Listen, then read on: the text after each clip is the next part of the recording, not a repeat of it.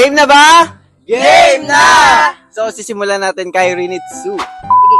Tingin mo, madaya. Crunchy siya at pwede siyang lagyan ng mga flavorings. Pwede. Eto kahit walang flavor, masarap na siya. Ito guys, nakita nyo siya sa mga school. Sino kayong spy dito?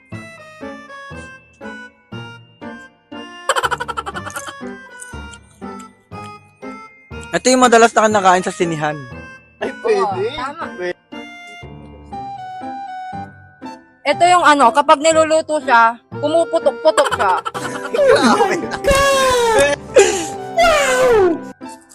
Eto naman, pag niluluto, lumalaki.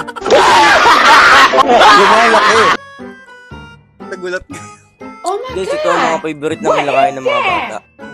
Sino kayong was the spy dito?